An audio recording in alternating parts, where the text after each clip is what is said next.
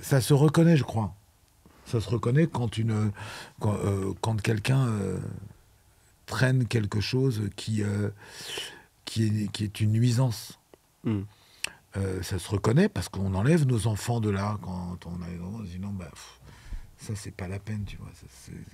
Ou alors, c'est pas de ton âge. Mais bref, il faut reconnaître ça. Et dans l'art, encore plus, parce que l'art vient toucher les cœurs, encore une fois, et que ça peut être... Je ne sais pas si vous deux, vous vous rappelez de choses que vous avez regardées quand vous étiez tout petit, et qui restent parfois inscrits très marqué, longtemps. Mais très longtemps. Moi, j'ai eu quasi 60 ans, je sais, ça ne se voit pas du tout. Hein.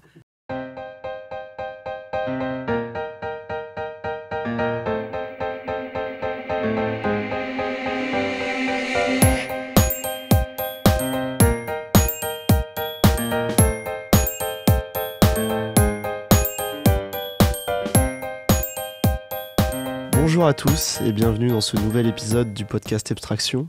Aujourd'hui, je suis toujours accompagné évidemment de mon fidèle acolyte Baptiste Schilling, mais nous ne sommes pas seuls. Et aujourd'hui, nous ne sommes pas 3, nous ne sommes pas 5, mais nous sommes 4. Oui. Bonjour Laurent et Christelle, comment allez-vous ? Bonjour. Ça va bien ? Ça Bonjour va bien, Quentin et vous Baptiste, oui, très bien. Oui, ça va. Très heureux d'être là. Oui. Ça fait plaisir de vous revoir et de te revoir dans un premier temps et de te découvrir, Christelle. On a décidé de vous inviter pour une raison, c'est parce que vous avez un groupe tous les deux. Est-ce que vous pouvez nous présenter un peu ce que vous faites, depuis quand ça existe ? Très bien. Et quelle motivation ? Alors, c'est Christelle qui va prendre la parole là-dessus. Alors, depuis C'est quand mieux. ça existe ? Je crois que ça existe depuis 2015. On s'est rencontrés en 2014. Mhm. Laurent travaillait dans un studio de musique et je suis descendue au studio, curieusement. Enfin, j'étais curieuse de voir le studio. Et il m'a demandé ce que je faisais. Et à l'époque, en fait, j'étais restée enfermée chez moi pendant à peu près 1 an et demi. Ok. Et j'avais écrit genre 35 chansons. Et donc, il m'a demandé s'il pouvait écouter.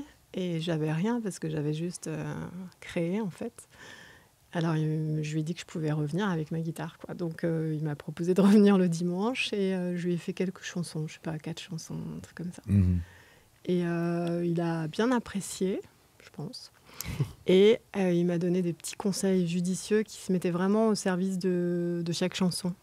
Vraiment Ok. pas... Comment dire ? Ouais, il a senti le feeling des chansons, en fait.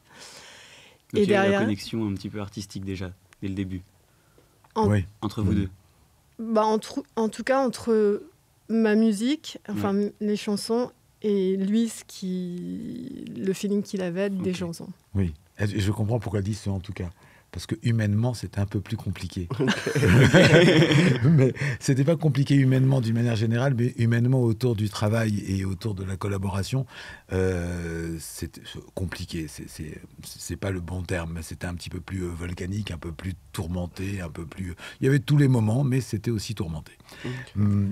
C'était un très beau moment quand j'ai découvert Christelle et ses chansons au studio, d'une manière très confidentielle. Au deuxième sous-sol, comme ça fait avec une guitare acoustique. Et puis moi, j'étais en face. D'ailleurs, je sais même pas ce qui m'a pris de demander de venir chanter des chansons comme ça. C'est pour dire que finalement, il y avait une pré-connexion avant la connexion, quoi. Et, Un appel. oui, parce que en fait, on m'a souvent parlé de j'écris des chansons, je fais des chansons. J'ai jamais proposé à quelqu'un de venir me faire écouter de cette manière-là. Et puis cette découverte comme ça dans l'alcôve du studio, dans cette confidence en tête-à-tête, ça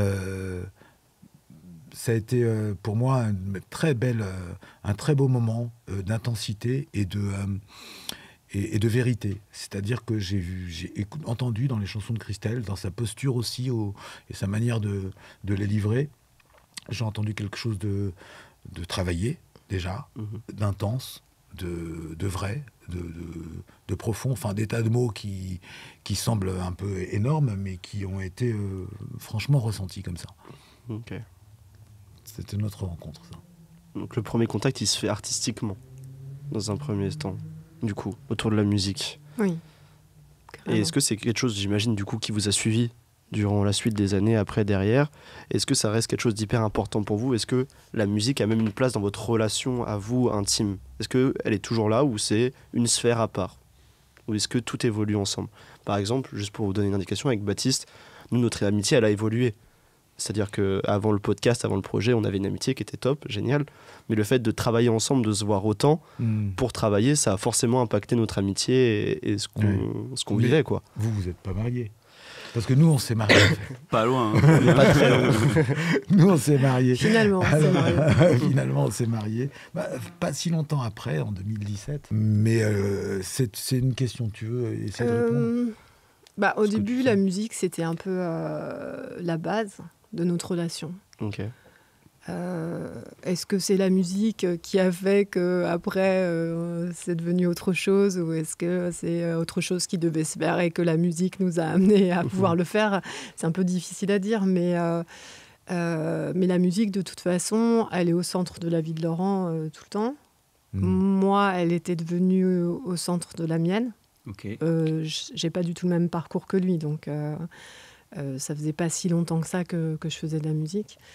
Et maintenant, c'est là, alors avec des moments plus ou moins intenses, dans le sens où on a fait des concerts à une époque pas mal, ensuite des enregistrements, parfois on a beaucoup répété, d'autres fois moins. Donc, mais oui, la musique, elle est là tout le temps. J'ai quand même enlevé des murs toutes les chansons, parce que quand il est arrivé la première fois chez moi, en fait, toutes mes chansons, tout était collé sur des papiers craft. Okay. Et, tout autour de moi, dans le salon, il y avait toutes les chansons avec ce qu'il fallait que j'arrange, les structures, les refrains, je sais pas, tout ce qui me passait par la tête, les guitares que je prenais. Donc c'était quand même un peu intense. Et au bout d'un moment, on a quand même fait tomber les papiers craft. Oui. On a gagné de la place. On a gagné de la place. Mais ce qui est très juste, c'est que, et paradoxal, c'est que à la fois ça rapproche, parce qu'il y a une intimité de sensibilité, il y a un travail commun sur quelque chose d'intime et de sensible. Alors à la fois ça rapproche forcément, et à la fois ça explose forcément. C'est-à-dire que il y a des moments forcément où ça griffe, où ça mord, où travailler ensemble sur, en règle générale, c'est pas forcément évident, mais vivre et travailler ensemble sur des formes sensibles, sur des formes qui mettent en jeu l'intimité de la personne, sa sensibilité, son émotion particulière, forcément tu vas toucher quelque chose d'un peu explosif. Donc il faut aussi savoir s'approcher de l'autre avec circonspection là-dessus. Ça veut dire moi j'ai une idée. Est-ce qu'elle est plus belle que la tienne, plus vraie que la tienne, il faut être très prudent avec ça. Donc effectivement, il y a et puis la création, qu'on le veuille ou non, c'est un moment nerveux. C'est un moment où ce qui est en place, c'est quelque chose d'intelligent, il vaut mieux, mais c'est aussi quelque chose de nerveux. C'est aussi un nerf sensible qui est là et qui demande à fabriquer, à construire, à bâtir. Donc, c'est pas un moment anodin. C'est pas comme si on disait, on va boire un verre, quoi. Ouais. Donc, on est là et c'est un petit laboratoire. Donc, en laboratoire, j'imagine qu'il se passe toujours comme ça, ces moments-là. Mais c'est pour ça que je dis c'est paradoxal. On ne crée pas toujours ensemble. Ouais, la plupart du temps, en fait, personnellement, je crée toute seule parce que j'ai vraiment besoin justement de place, de solitude, de silence. Enfin, j'ai vraiment besoin d'être immergée dans le truc. Okay. Et parfois, comme certaines chansons, c'est parti d'une répète avec un riff de quelque chose. Et là, c'est plus une collaboration et je pars sur une idée. Parce qu'en fait, comme j'écris toutes les chansons. Okay. Mais sinon, sur le projet qu'on a là, effectivement, moi j'ai composé et écrit les chansons en amont. Et puis après, quand on a commencé à faire de la musique ensemble, j'ai continué à créer. Mais c'est vrai que Laurent, il s'est mis quand même au service de ces chansons-là. Hein. Et d'une manière complètement inventive, créative et en même temps très, très, très riche, mais toujours dans l'idée de garder l'âme de la chanson, en fait. Donc c'est ça qui était possible. maintenant, lui, il crée aussi des chansons de son côté. Beaucoup, formidable, elles sont magnifiques. En ce moment, au piano, notamment. C'est des musts, je lui dis. Oui, hein, c'est très beau. Ah oui. Et puis, parfois, quand il crée des choses à lui, je collabore par la voix ou... en fait, on a des univers très différents. Ok. Donc, le projet qu'on fait en commun, c'est plus basé sur les chansons que j'ai écrites. Mais nos univers sont assez différents, en fait. Oui, complètement. Ouais. Complètement différents, oui. C'est marrant la place que du coup vous entretenez tous les deux à ce moment-là, parce qu'il y a des moments où toi tu te mets au service de Christelle dans son travail, en tout cas au service de la proposition artistique de Christelle. Ouais, je préfère ça. Et des moments où elle se met du coup au service de tes créations artistiques, du coup de ce que je comprends. Comment on le ressent ça quand on est artiste et qu'il y a un moment où on porte un projet, son projet, et qu'à d'autres moments on vient pour aider quelqu'un à porter son projet, parce que du coup on vient pas effectivement, quand on fait ce genre de choses, on vient pas tout de suite avec des idées préconçues, on pose pas sur la table il faut faire ça, et il y a quand même une histoire de discussion, d'écoute. Il y a une histoire de jeu, il y a une histoire de jeu aussi. C'est-à-dire que en ce qui concerne la musique, il y a le fait de jouer qui fait sortir les idées aussi. C'est-à-dire qu'on ne peut pas se dire j'ai une idée abstraitement comme ça dans le métro. Parce qu'il faut que ça joue, il faut que les mains courent sur les guitares, que la voix essaye des choses. Ça, c'est important pour que l'autre se rende compte en face de la sensibilité réelle que tu as à ce moment-là. Et puis, ça se passe comme ça. Mais ce que tu décris là, c'est justement les moments que j'évoquais tout à l'heure quand je disais qu'il y avait des risques d'interaction émotionnelle un petit peu explosive. Parce que là, tu vois, toi, tu y vas de tout ton cœur, et puis l'autre en face, il dit « Bah non, c'est pas ce cœur-là que je veux, moi ». Oui, c'est vrai que ça m'arrive de dire non, je sais pas. Ça arrive. Oui, c'est normal. Ça arrive. Et bon, franchement, quand tu participes, c'est pas blessant de se dire, bah non, c'est pas ça, il n'y a pas de problème. C'est pas ça. Mais disons que c'est toujours ça, en tout cas, qui est mise en œuvre dans cette interaction. C'est le fait de dire, allez, le territoire, pour qu'ensuite, ce soit la musique qui soit servi et pas l'être humain l'un ou l'autre. C'est-à-dire qu'à un moment tu dis c'est ça que la chanson attendait. En fait c'est pas mal de pouvoir se dire ça, de pouvoir se dire finalement c'est la chanson qui a appelé ça. Nous on est des cadeaux et la chanson t'a dit ça. Et tu te dis, voilà, je prends la place. Je pense que c'est ça. Parfois, il faut se mettre... on est vraiment au service des chansons, en fait. Oui. C'est hallucinant, mais c'est quand même... pour moi, je les vis comme des forces. Quand c'est là, tu peux pas dormir, tu dois aller répondre à ce truc qui est là, tu sais pas trop de quoi il s'agit, il faut y aller. Et c'est pour ça qu'en fait, il y a quand même un truc... quand on se met au service chacun du projet de l'autre, mais il y a une chose importante pour moi, en fait, c'est que quand tu es à l'origine du projet, il faut être OK avec toi-même à 100%. Tu peux pas... Ça veut dire Pour moi, une chanson, il faut que je la sente à 100%. C'est-à-dire que je peux l'assumer à 100%. Voilà, j'ai aucun doute... qu'elle soit bien, pas bien, que je l'aime ou que je l'aime moins. En tout cas, elle est, il y a quelque chose de fluide, d'évident. Il y a quelque chose auquel j'ai vraiment répondu. Et comme j'y ai vraiment répondu, en fait, effectivement, si quelqu'un, en l'occurrence Laurent, se met au service de cette chanson, et effectivement pas du tout de moi, il faut qu'il réponde à quelque chose qui correspond vraiment à ça. Donc, c'est là où je deviens peut-être intransigeante et qu'il y a des choses où je dis non, pas du tout. Parce qu'en fait, il faut que ça soit la couleur, l'âme, elle nous dit déjà ce qu'elle a à nous dire. C'est presque déjà quelque chose qui vit par elle-même, puisque c'est une chanson. Et par contre, quand c'est au service, par exemple, pour lui, pour répondre à ta question tout à l'heure, pour moi, c'est beaucoup plus cool. Parce que j'y vais, pas en touriste, mais j'y vais, c'est tranquille, c'est sympa.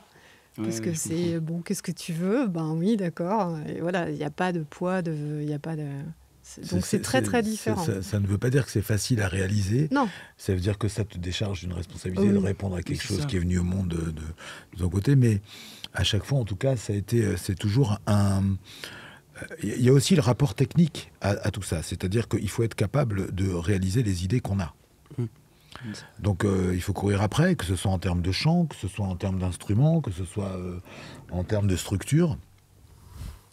Et donc ça, c'est toujours un challenge qu'on essaye de réaliser. Donc si, par exemple, elle va servir une chanson qui est venue de mon côté, il y a un travail à fournir de son côté et du mien sur des chansons. On a pu répéter 152 fois, refaire la voix, refaire la voix, refaire la voix, refaire la voix, et chercher, quoi. Donc, bon, le laboratoire ensemble, c'est pas mal. Après, comme on vit ensemble, ce n'est pas du quotidien 100% 24 heures sur 24. Des fois, on mange. Et, on va se promener. Et voilà. On essaye. Voilà. On essaye, il fait chaud là. Et, et puis voilà, bah, écoute, c'est un duo. Oui. Et par rapport à ce que vous dites, tu vois, dans la première saison, on t'avait invité un moment, et tu nous avais parlé, tu vois, tu avais pris un exemple par rapport au ciné, tu avais rencontré un réal, et qui t'avait dit qu'il fallait se battre sur un projet. Mais en fait, j'ai l'impression que c'est un peu ça, quand c'est toi qui as l'initiative quand c'est toi qui as l'initiative de la proposition artistique, bah, tu dois te battre pour le projet réellement, pour qu'il existe. Bah, du coup, j'imagine que c'est la même chose dans votre relation, que j'ai la même chose avec Quentin. Quand il y en a un qui a l'initiative d'un projet, bah, on se bat pour que le projet puisse exister, et la personne vient ici comme un accompagnant et pour pousser peut-être le combat, mais peut-être qu'à ce moment-là, c'est pas son combat aussi, et du coup, bah... Non, mais disons que c'est une adversité qui rend plus fort un projet aussi. C'est pas une adversité gratuite. C'est-à-dire que quand tu dois affronter quelqu'un qui n'est pas forcément d'accord ou qui aimerait aller dans telle et telle direction, ça t'oblige aussi à travailler mieux, à justifier mieux, à donner vie plus fort. Parce que tu rencontres une adversité. Si Vérien et que tu es là avec ta guitare sur la plage et que finalement, il n'y a que la mer et toi, elle va pas dire grand-chose, la mer. Elle va pas dire, ouais, non, cette idée, cet accord, t'es sûr, là. Et donc, cette adversité, elle t'aide. Donc, effectivement, il faut se battre. Et c'est intéressant de devoir se battre. D'ailleurs, le réalisateur dont je parlais, c'est le cousin de Christelle. Ludovic Colbeau-Justin. Exact, c'est le cousin de Christelle. Je l'ai évoqué la première... T'as pas écouté l'interview la première fois? T'as pas écouté? C'est faire l'interview, le podcast. Hein? Non, mais je... Scandaleux, c'est scandaleux. Bah, elle a suffisamment confiance en nous pour être venue. C'est ça. Oui, j'avais évoqué parce qu'on... pour reprendre cette idée-là. Alors oui, se battre, pas pour s'imposer, mais pour faire grandir. Ouais, au service d'un projet. Ouais. Est-ce que c'est pas un peu injuste? Enfin, moi, je le vis pas du tout comme ça vis-à-vis de Baptiste, parce que j'arrive à défendre mes idées, et en fait, c'est hyper positif, comme tu dis, parce que ça te pousse à développer ton projet de façon vraiment plus complète. Mais est-ce que c'est pas un peu injuste pour des personnes qui ont plus de difficultés à juste convaincre? Parce que c'est un peu ça, en fait, la question qui se pose dans ces moments-là où tu crées ensemble. Il y a vraiment ce truc d'essayer de convaincre l'autre que ton idée est bonne. Et est-ce que c'est pas forcément un petit peu injuste pour des personnes qui n'ont pas cette capacité-là, cette faculté-là d'arriver à convaincre les autres? Et du coup, il y a forcément peut-être à des moments des petits décalages par rapport à ça. Des frustrations. Des choses ouais. comme ça. Je pense qu'il y a eu des ratés dans l'histoire de la création artistique. Il y a eu des ratés comme ça. Mais il y a aussi des choses où, par exemple, c'est pour revenir au cinéma, la collaboration de Steven Spielberg et George Lucas, qui a donné notamment Indiana Jones. Il racontait, George Lucas, que Spielberg, il était persona non grata auprès des studios. C'est-à-dire qu'il avait fait des trucs 1941, je crois, enfin un film qui n'avait pas marché. Puis avant ça, il avait fait Duel. Et donc, il fallait convaincre les studios. Donc, finalement, il y a aussi... c'est pas injuste parce que finalement, l'œuvre va dominer et quelqu'un viendra pour convaincre, si c'est pas toi qui es capable de convaincre. Je pense que l'œuvre d'elle-même peut convaincre quand elle est portée. Alors, est-ce que c'est injuste? Oui, mais c'est une drôle de question. Ça, c'est c'est une fois que c'est produit. Là, l'exemple que tu prends, c'est une fois que c'est produit. Non, justement, c'était pas produit. Parce que là l'idée, c'est qu'il fallait chercher les sous. Il y avait l'idée. En gros, on va te mettre un mec avec un chapeau qui est archéologue et qui va franchir tous les obstacles du monde, mais c'était pas produit. Donc Lucas courait après les studios pour qu'ils admettent que Spielberg est capable avec lui de porter le projet. Ok. Donc, alors l'idée de ce que c'est injuste. Je pense que, en fait, je vois ce que tu veux dire par injuste, mais je pense que chacun a une fonction particulière, en fait. C'est vrai que si tu te mets au service d'un projet qui n'est pas le tien, tu le sais au départ. Donc, tu n'auras pas la même fonction, en fait, dans le projet. C'est bien aussi. Mais c'est vrai que c'est le projet qui doit convaincre, pas la personne, en fait. Après, c'est des histoires d'ego, sinon, ou de personnalité. Quand le projet il est vraiment défini et que moi, je pense qu'un projet, c'est toujours un rêve, c'est toujours une graine qui a germé à l'intérieur de toi et qui a une place quand même particulière dans ton cœur et qui doit vivre.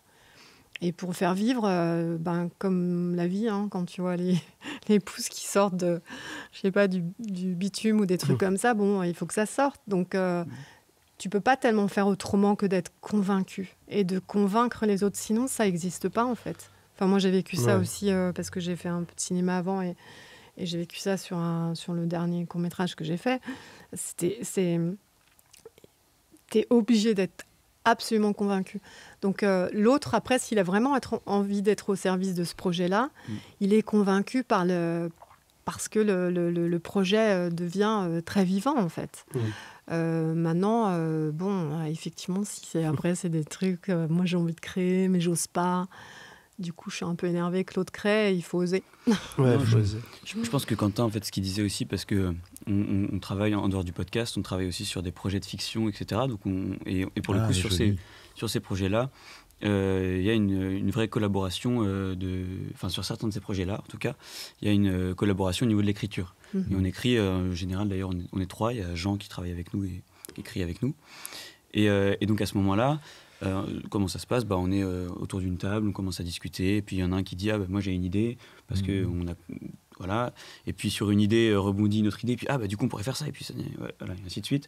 Et ça peut aller très très loin comme ça. Enfin, ça c'est le développement d'une prémisse typique quoi, d'un scénar. Et il y a des moments où tu sais pas pourquoi, tu as une idée qui est super, et elle n'est pas entendue sur le moment. Et c'est alors que justement là il n'y a pas d'histoire d'égo ou de place, ou voilà, c'est juste tu as une idée et puis elle n'est pas entendue parce que aussi typiquement là, si je prends l'exemple pour Quentin, moi je sais que je suis hyper monotâche, c'est-à-dire que quand je suis concentré sur un truc, je suis incapable de sortir de ça. On peut m'appeler, on peut me crier dessus, etc., je n'entends pas, mais vraiment. Et du coup si j'ai une idée à un moment et qu'elle n'est pas encore limpide dans ma tête, je vais commencer à la bosser dans ma tête, etc. Et tout ce qui se passe autour alors qu'on est en collaboration, quoi, je n'entends plus rien. Et donc, à ce moment-là, je pense que pour Quentin, ça peut être compliqué aussi de m'entendre, enfin d'essayer de me convaincre, quoi. Ouais, de communiquer, parce que, quoi. ouais, c'est ça. Il y a un truc un peu quand même, tu l'as a priori, solitaire vis-à-vis de la création. Et il y a des moments, je pense que ça nécessite d'être seul, d'autres moments où ça nécessite d'être en groupe, etc.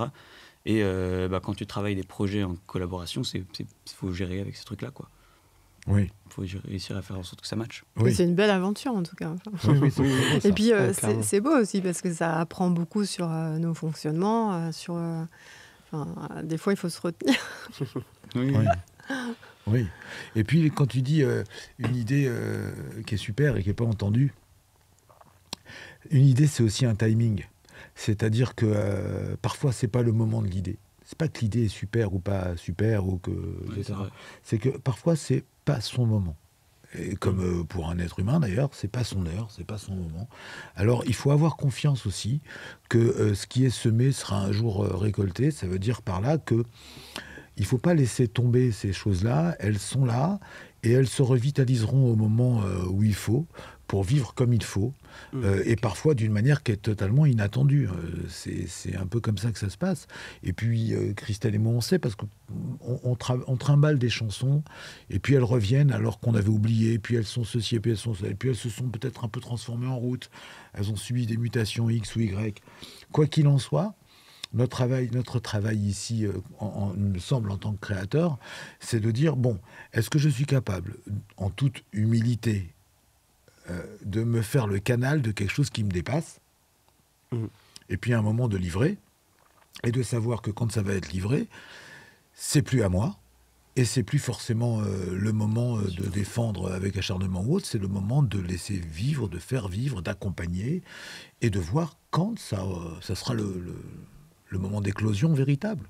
Parfois, l'éclosion, elle n'est pas immédiate. Hein. Donc, c'est une question de timing aussi, souvent. Donc, il faut la garder. C'est-à-dire que l'idée, si on a une idée et qu'on est en train de collaborer, si elle ne veut pas être entendue à ce moment-là, et on la note. Et peut-être qu'elle existera plus tard. Et si elle résiste au temps aussi, c'est qu'elle aura peut-être une place encore plus importante. Oui. Qui sait ? Oui. Je crois qu'on avait évoqué ce genre de choses la première fois sur l'idée créative. On avait évoqué ce genre de choses la première fois. C'est que, évidemment, c'est pas un problème. C'est pas un problème, ça. Si on fait un problème avec ça, c'est un problème qu'on a avec la manière égotiste de considérer la création. C'est-à-dire le fait de dire c'est mon idée, moi et mon idée, c'est la même chose, etc., etc. Or, ton idée, elle te dépasse. C'est plus toi, déjà. Mais ça, au contraire, moi, c'est pas du tout un truc que je trouve négatif. J'adore l'idée de me dire que je suis sur un projet qui est plus grand que moi. Oui. C'est hyper motivant de se dire que tu contribues à quelque chose qui va certainement être plus grand que toi et pas être défini que par toi. Moi, je sais qu'en tout cas, le fait que ce soit un projet de groupe, comme je l'ai souvent dit, ça a été un facteur motivant, mais des années-lumière, quoi. Tout ce qu'on a fait depuis 2 ans maintenant, jamais je l'aurais fait tout seul. Et c'est justement pour ça, c'est parce que ça me dépasse. Parce que ça me considère pas... Enfin, ça s'arrête pas à toi. Ça ne s'arrête pas à toi. Ouais. C'est ça, c'est comme la vie. Tu t'inscris dans quelque chose de plus grand que toi, et du coup, ça donne de la force. Ouais, beaucoup. De ouf. Bien sûr. Mais il y a un truc, mais c'est marrant parce que moi, je suis assez d'accord avec ce qu'on dit là autour du fait que c'est pas l'ego qui dirige les artistes ou en tout cas la création et tout. Mais c'est quand même un discours qui revient souvent, quoi. On nous dit souvent, enfin en tout cas moi là je fais pas mal de théâtre et tout en tant que comédien. J'ai l'impression que l'ego c'est hyper présent, que c'est quelque chose parce qu'il y a une histoire il faut se vendre, il faut défendre qui on est, etc. et tout, même si on est au service de pardon, même si on est au service d'un projet qui est plus grand, il faut défendre ta place quand même, quoi. Et là tu dois comment on appelle ça? Est-ce que c'est de l'ego? Est-ce que c'est... Je pense que c'est l'idée la plus intéressante, c'est l'idée de certains grands leaders qui vivent un paradoxe intime. Ça veut dire qu'ils sont capables de diriger et capables de s'effacer. Et une idée qu'on ne vit pas forcément dans nos gouvernements démocratiques ou autres, etc. Parce que je pense que c'est pas la bonne référence. La force politique est pas la plus exemplaire pour ça. Mais la force créatrice peut l'être. Ça veut dire qu'en gros, tu t'élèves pour t'effacer. Ça, c'est plutôt pas mal. C'est finalement le cas d'une maman qui donne naissance ou des choses comme ça. C'est-à-dire que c'est ce genre de paradoxe-là, à mon sens, qui fait le vrai leader. Ouais. Le vrai leader du projet, pas le vrai leader des hommes, le vrai leader d'un chemin, c'est quelqu'un qui à la fois... Et c'est pour ça que l'ego n'est pas contradictoire. L'ego, il peut même aider à ça, à partir du moment où, dans la question du timing, il y a le respect de « je dis », je me retire. Oui, je dis, je me retire, etc. C'est du flux et du reflux, c'est comme ça, c'est-à-dire qu'à un moment ou à un autre, même pour laisser passer ce que tu as à dire. Parce que si à un moment, c'est toi qui parles de ton idée, on entend toi, on n'entend pas ton idée. C'est sûr. C'est problématique. Et d'ailleurs, la personne qui va à un moment défendre son idée, il faut qu'elle ait à la fois une animation, une réalité convaincante en termes de personnalité, en termes de charisme, et il faut qu'à la fois elle s'efface devant ce qu'elle est en train de dire. Alors je ne sais pas si on imagine la balance, mais c'est pas du tout évident. C'est une balance amoureuse. C'est en gros, je t'aime, c'est parce que et c'est parce que toi. Oui. Tu vois. Mais c'est un peu l'idée de l'ego qui serait centré, pas de l'égocentrique. Ah oui. Ah, ok. Tu vois. L'idée de se dire, je suis bien obligée d'y aller puisque c'est moi, je vis avec moi, et c'est par moi que ça va passer. Mais donc tu es au centre. On est au centre de notre vie, on est au centre de l'univers, on est le centre. Mais sans être n'a pas les projecteurs, on ne se regarde pas comme ça, mais il faut qu'on soit centré. Donc je pense que quand tu es centré et quand tu es au centre de ton projet parce que c'est toi qui le tiens, il faut être juste. Donc c'est important. Oui. Après, il y a cette notion aussi, je pense, c'est difficile quand tu dis il faut se vendre et tout ça. Je pense qu'il y a beaucoup de comparaisons aussi avec les autres à l'heure actuelle. Enfin, même pour les jeunes, ça doit être dur parce qu'on se compare aussi. J'imagine. Oui, ça, c'est sûr. Et c'est peut-être sortir vraiment de ces sentiers-là, en fait. De vraiment se faire confiance et de se dire... quand je dis l'ego qui serait centré, c'est vraiment à quoi tu dois vraiment répondre, quoi. Parce que si tu regardes les autres ou si tu regardes les projets des autres, en fait, tu réponds par rapport à quelque chose. Bien sûr. En fait, l'idée, c'est pas d'être en réaction avec ce qu'il y a autour de nous, mais c'est vraiment d'englober ce qu'il y a autour de nous. Oui, de l'épouser. Donc, tu vas t'inspirer de ce qu'il y a autour de toi, mais tu vas le digérer et tu vas le rendre l'intégrer et créer à partir de là avec ta propre sauce, quoi. Donc, c'est hyper important d'être centré à ce moment-là. Oui, c'est-à-dire qu'il y a quand même un truc de... L'ego, c'est aussi quelque chose qui met en mouvement, qui permet de mettre en mouvement. Et après, il y a la possibilité de... Enfin, on a notre intellect pour ça, etc. Pour réussir à, après, donner ça à autre chose, quoi. Sans l'ego, on n'est pas là, de toute façon. Oui, c'est ça. Donc, après, il faut apprivoiser les choses. Mais, Non. Non.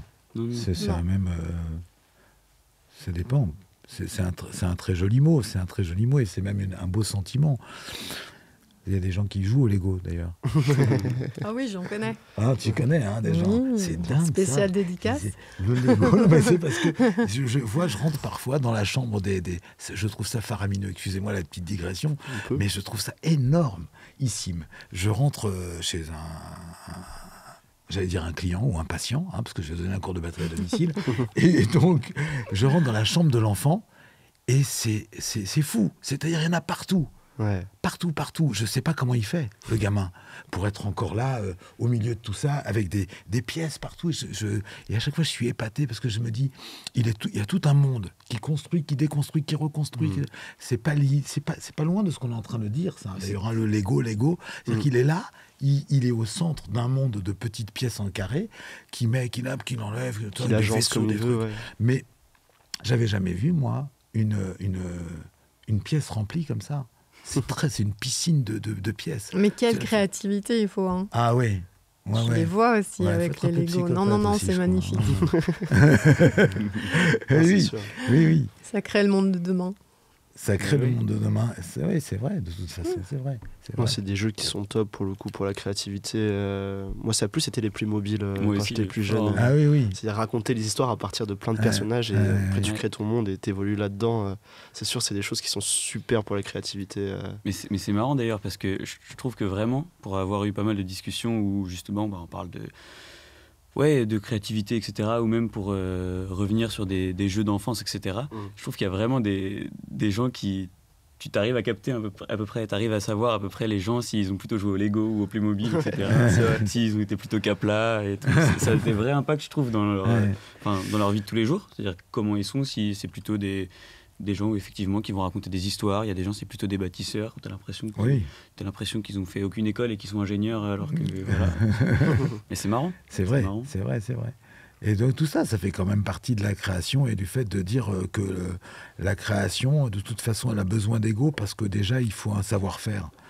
Donc il faut qu'à un moment, tu bâtisses ce que tu es pour pouvoir faire ce que tu as à faire. Donc tu peux pas bâtir ce que tu es... Il faut que tu redises la phrase lentement. Bâtisse ce que tu es pour pouvoir faire ce que tu as à faire. Pourquoi Non, parce que... C'était trop... Non, mais pour revenir sur l'ego et par rapport à la comparaison, moi j'ai l'impression déjà que j'ai grandi dans une éducation pas spécialement familiale qui m'a poussé à me comparer beaucoup aux autres, mais plus scolairement, où on est, je trouve, continuellement en compétition les uns avec les autres. Un peu moins en études sup, mais quand même. Et du coup, j'avoue que moi j'ai un peu ce biais cognitif de me dire ok, il fait un truc le mec à côté, ok. je vais essayer de faire mieux. Il y a un peu ce truc-là, un peu en moi, que j'essaye d'atténuer parce que je suis conscient que c'est pas hyper sain et que c'est pas la meilleure chose à avoir. Mais il y a un peu ce truc-là. Et il y a aussi cette deuxième chose, pour rejoindre l'ego, il y a cette envie un peu d'être spécial. J'avoue que moi, personnellement, ce projet qu'on a fait avec Baptiste, il me permet aussi de me dire que je me démarque un peu des autres, mais juste parce que moi, je me sens bien là-dedans. Je le fais pas juste pour me démarquer, je le fais parce que c'est un projet qui me plaît, faire des podcasts, j'adore ça. Et en plus de ça, ça me permet d'être un peu différent. Et je sais pas si c'est quelque chose qui anime tous les artistes ou non, ou tous les créateurs, cette volonté d'être un peu spécial, et donc pourquoi il y aurait un peu d'ego là-dedans, quoi. But I'm a creep. Ah, mais pourquoi ça raconte ça Bah oui. C'est une chanson de Radiohead. I'm a creep. Mais Ça veut dire quoi, creep? je déjà pense que, Moi, toute personne est différente, de toute façon. Oui, Enfin, ça, tu oui, vois. oui. Et puis le fait est que tu dis, tu regardes ce que fait l'autre, et puis si ça te motive, c'est pas mal. Oui, non, c'est vrai que Oui. c'est pas plus mal. Oui, ça peut être Ça peut être un une moteur, source de ça peut être un motivation. moteur. Toujours un facteur Ouais. motivant. Ouais. Sauf si tu commences à lui envoyer des lettres anonymes pour qu'il arrête. Ça, c'est différent. Non, mais ça. c'est ça. C'est qu'en fait, il y a quand même il y a un truc où, quand tu disais la compétition, c'est pas sain. La compétition, ça peut être sain. C'est juste que si c'est prendre la compétition comme un facteur qui te permet de te motiver toi, c'est ok. Si c'est la compétition comme facteur d'anéantissement des autres, là c'est plus sain. Mais en fait, même dans notre relation à tous les deux avec Quentin, on a toujours été Compète. mais en petite Oui. compète. C'est-à-dire que ça a toujours été sain. Moi, j'ai jamais ressenti de jalousie particulière par rapport à Quentin. Enfin, il le dira ou voilà, mais Très jaloux. il est très jaloux, très jaloux. Mais par contre, quand il y en a un qui arrive à passer au-dessus d'une barrière, bah, l'autre il a envie de réussir à passer au-dessus d'une barrière aussi. Parce que voilà, et en plus, ce qui est chouette là-dedans, c'est que y a la compétition peut-être qui est un peu à la base de ça, et après il y a la collaboration, quoi. On s'aide à passer la barrière aussi après. Oui. Et À mon avis, il y a au moins deux domaines d'expression de ces forces-là. C'est soit on prend le modèle entre guillemets sportif, c'est-à-dire le modèle de la performance, et dans ces cas-là, ce qui appartient à la performance est à la performance, soit on prend le modèle esthétique, artistique ou autre, qui n'est pas de l'ordre de la performance. Ça veut dire que, contrairement d'ailleurs à ce qu'on pourrait croire aujourd'hui, où tu vas voir par exemple sur les réseaux, le mec qui va jouer le plus vite possible ceci et cela, le mec qui va faire, donc pendant le confinement, ils sont tous sortis de là extrêmement experts, avec des niveaux que toi, tu n'atteindras jamais, parce que là, on est dans le domaine de la performance, on n'est pas dans le domaine de l'expression artistique. Donc en fait, l'idée de ces formes comparatives, elle est intéressante, mais il faut savoir de quoi on parle. Si on parle du domaine de la performance, rentrons dans une compétition où il faut que je fasse le 100 mètres en moins de temps que toi. Si on parle dans le domaine esthétique ou artistique, on ne pourra jamais nous comparer. Personne ne va dire, tu vois, Picasso, c'est quand même mieux que Picabia. Ça commence par le pi, déjà, mais c'est pas vrai, parce que c'est plus le sujet. D'accord ? Après, on peut parler du prix d'étoile, et là, on rentre dans la performance. Mais c'est très important, parce qu'il y a beaucoup de confusion en ce moment dans les domaines artistiques, en tout cas dans la musique, à cause de ça. Parce que justement, on a cette volonté de performance à jouer vite, à jouer mieux, à jouer beaucoup, à faire... Comme si en fait un bon technicien était de facto avec un quelque bon chose à dire. artiste, Voilà, ou forcément quelque chose à dire. Un bon artiste devait être un bon technicien, alors que non, il y a des artistes qui ne sont pas du tout techniciens, qui sont très bien entourés. C'est pour ça. Et après, on peut allier les deux, rien n'empêche de se dire, là, je suis un virtuose, et puis en plus, j'ai quelque chose à dire, donc c'est pas mal. Mais globalement... il faut toujours se méfier de ces deux champs-là, le champ de la performance et le champ de l'expression. On ne parlera pas du tout de la même compétitivité. Même dans le champ de l'artistique, on ne va pas parler de compétitivité, c'est plus le sujet, ça ne doit plus l'être à mon avis. Ouais, parce qu'il y a de la sensibilité qui rentre en compte, du coup, tu ne peux plus comparer réellement, objectivement, quoi. Ah non, tu ne vas pas dire c'est quoi le bleu ou le rouge le mieux. Et puis j'ai aussi l'impression que c'est un truc c'est tellement infini, l'art, que je vois pas pourquoi on devrait être en compétition. C'est-à-dire que tu peux être en compétition quand tu vends une baguette de pain ou une autre, parce que effectivement, il y a un truc de tu choisis ta meilleure baguette. Aujourd'hui, on a tellement accès à plein de formes d'art, plein de possibilités artistiques, qu'en vrai, les unes se marchent pas sur les autres, quoi. Tu peux tout faire en fait, tu peux tout regarder maintenant. Je pense qu'il faut pas perdre de vue aussi peut-être l'être humain, qui tu es en tant qu'être humain. Dans le sens où si tu deviens un meilleur être humain, tu vas devenir un meilleur artiste, je pense. Dans le sens, enfin, comment dire. En tout cas, si tu te rapproches vraiment de toi et qui tu es, tu vas pouvoir donner le meilleur de toi-même. Donc, parce que en tant qu'artiste, il faut se renouveler aussi. Ça, c'est pas évident. On voit plein de gens qui font des premiers films ou des premiers albums, des trucs comme ça. Après, pour faire la suite, c'est pas si facile. Enfin, moi, je vois en ce moment, je suis dans une période plutôt où je crée pas, et je me dis quel va être ce renouveau, en fait. Je sais pas pour l'instant. Ça peut être hyper inquiétant des fois parce qu'on se dit mais en fait, une fois qu'on a créé, on ne sait pas si on sait encore créer. Parce que c'est déjà parti, en fait. Mais je pense qu'il y a vraiment quelque chose à cultiver de l'ordre de notre nature humaine. Parce que l'art, c'est aussi une fenêtre pour toucher les autres, pour communiquer avec les autres, pour inspirer les autres, pour les faire rêver. Ouais, et puis pour proposer, vraiment pour proposer quelque chose au monde. Même si tu crois que tout a déjà été fait, en fait, ton cœur, ta proposition, elle est unique. Et elle doit être unique. Parce que si tu es là, c'est parce que personne ne va pouvoir faire à ta place, en fait, ce que tu es venu faire. Donc, que ce soit artistique ou autre, je ne parle pas forcément que de l'artistique. Mais c'est pour ça que c'est hyper important, quand on parle des comparaisons, de lâcher un peu l'affaire là-dessus, parce que il va falloir aller trouver ce qui est en soi, ce qui t'habite, et puis quel est ton, entre guillemets, ta... Enfin, je vais peut-être pas dire le mot mission, mais quelle est ta... tu peux dire le mot mission. Enfin, voilà, quoi. Mais en fait, faut réussir à continuer à s'émerveiller des choses, à continuer à être distrait, à être curieux de soi-même et de ce qu'il y a autour pour continuer à se renouveler aussi. Donc il faut un peu aller checker ce qui se passe autour, mais il faut pas, effectivement, ça sert à rien de se comparer. Faut prendre les choses comme un spi, quoi, aussi, des fois. Oui, de toute façon, mais comme le dit Christelle à l'instant, il me semble qu'il y avait l'idée de se dire autant, puisque de toute façon tu vas livrer quelque chose, autant que toi tu sois quelqu'un de bien. Ça veut dire, en gros, tu vas avoir beaucoup d'influence dans les formes expressives. C'est très très très important. Moi, je ressens parfois des trucs au niveau du cinéma, au niveau de l'image, etc. Surtout, je me dis, non mais le mec, il va pas bien. Oui, ça tu le dis souvent. Je le dis souvent. Je me dis, il va pas bien, je vais pas regarder son film, là. Il n'est pas en forme, le gars. Il va pas bien, il est un peu tendu. Je n'ai pas à subir cette influence-là maintenant, même s'il s'agit d'une œuvre d'art, entre guillemets. Bon, ça, c'est personnel. Après, il y a des gens qui sont peut-être moins sensibles et moins chatouilleux que moi sur ces trucs-là. Mais en fait, l'idée, c'est de se dire, c'est vrai, j'apprécie beaucoup ce que tu viens de dire, parce que c'est le fait de se dire, je vais me former, parce que après je peux former. Si je me forme, parce que je vais former, parce qu'il faut pas rêver, on a beaucoup d'influence, même à des niveaux parfois restreints, même si c'est très local, etc.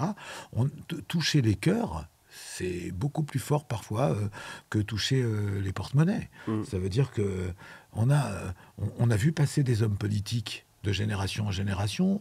On se souvient des artistes et peu des hommes politiques. Si je te demande qui était le Premier ministre en 1938...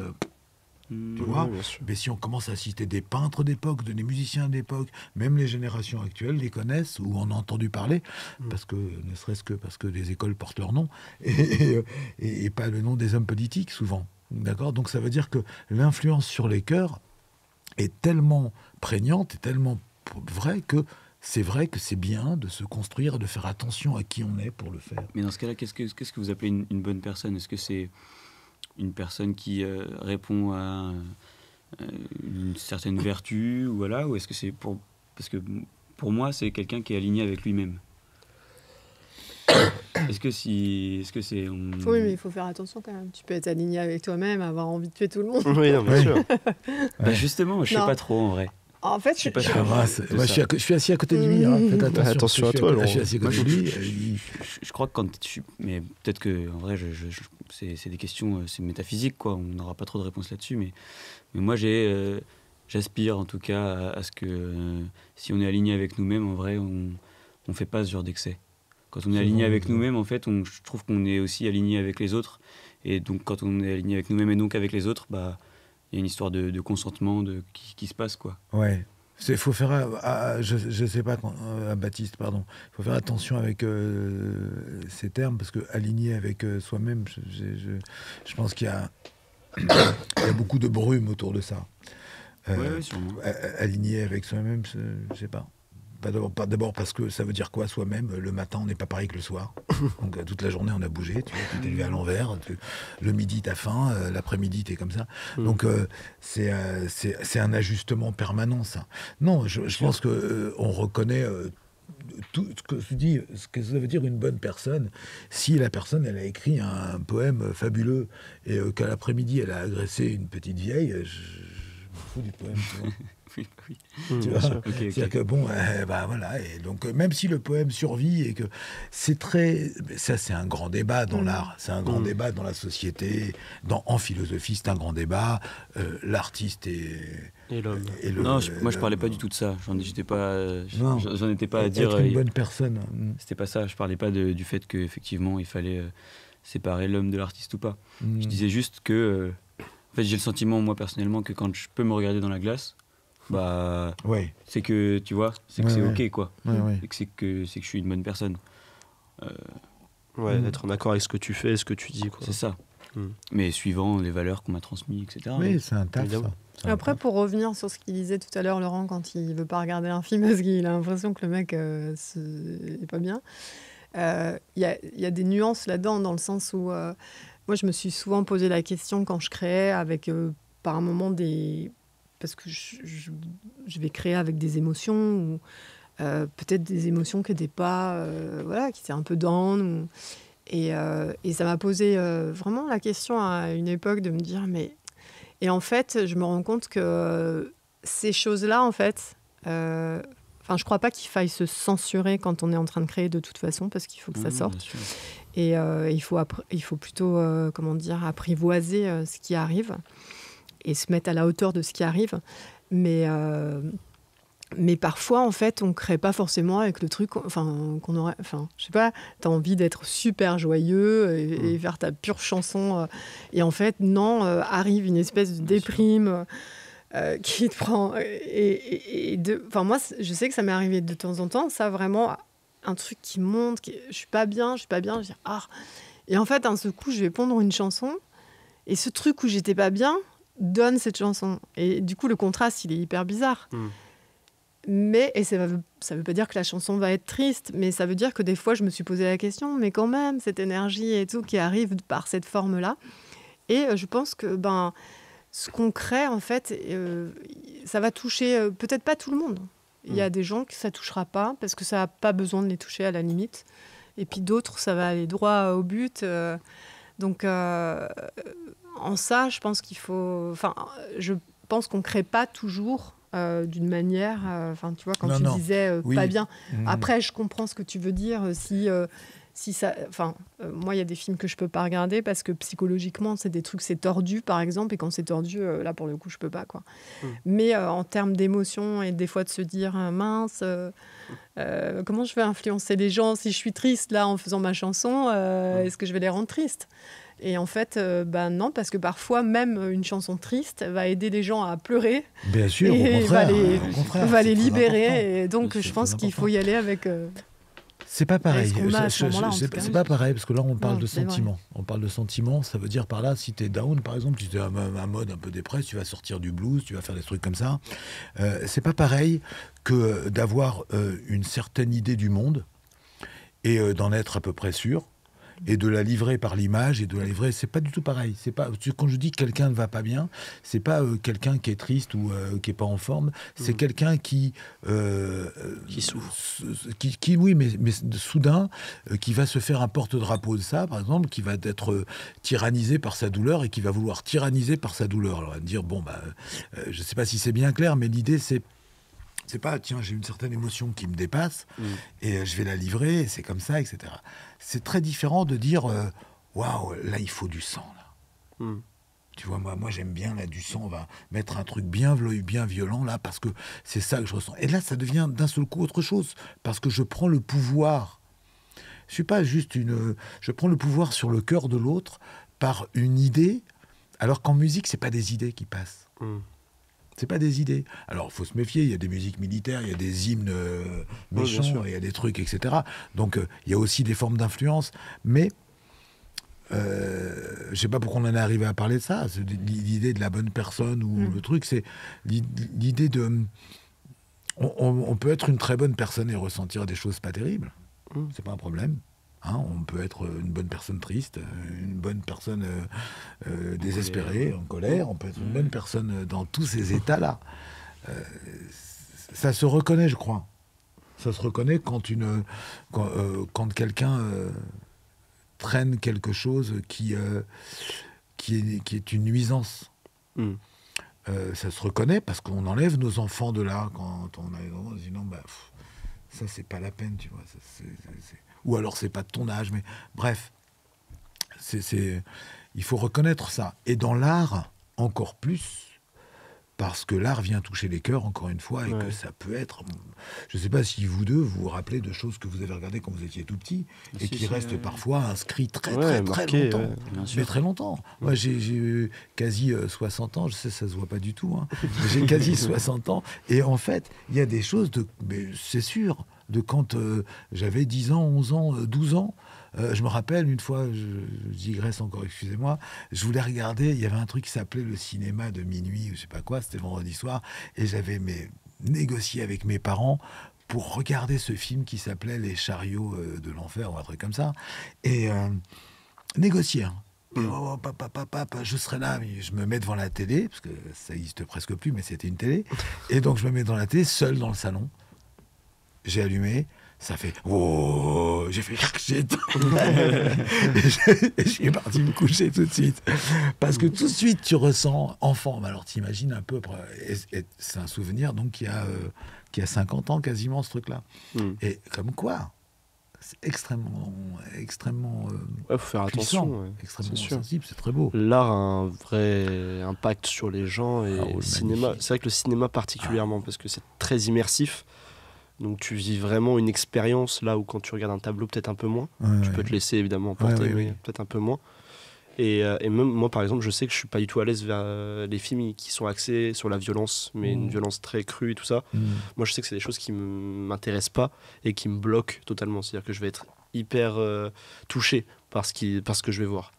Et je crois qu'en fait, c'est vachement dépendant de chacune des personnes, que chacun a sa sensibilité sur des thématiques bien précises.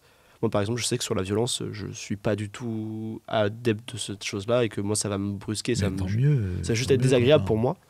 Là où peut-être d'autres personnes, ils vont arriver à trouver un côté cathartique ou autre là-dedans. Ça existe. Il y a des très bons films qui sont violents. Mais moi, j'avoue que c'est bizarre, j'arrive pas à les consommer du tout, quoi. C'est un vrai blocage. Il y a des très bons films qui sont violents, c'est vrai. C'est vrai. Mais parce qu'ils énoncent quelque chose à des moments aussi. Oui, c'est vrai, mais c'est quand même quelque chose où je pense pas qu'on puisse en rester à l'idée de chaque personne est différente et donc va prendre le choc avec plus ou moins d'intensité. Je pense qu'il y a une forme de pédagogie globale quand même où on habitue aussi les gens à la violence. C'est sûr. Et même quelqu'un qui avait une sensibilité plutôt moyenne là-dessus va commencer à s'endurcir, etc. Donc on peut pas en rester là.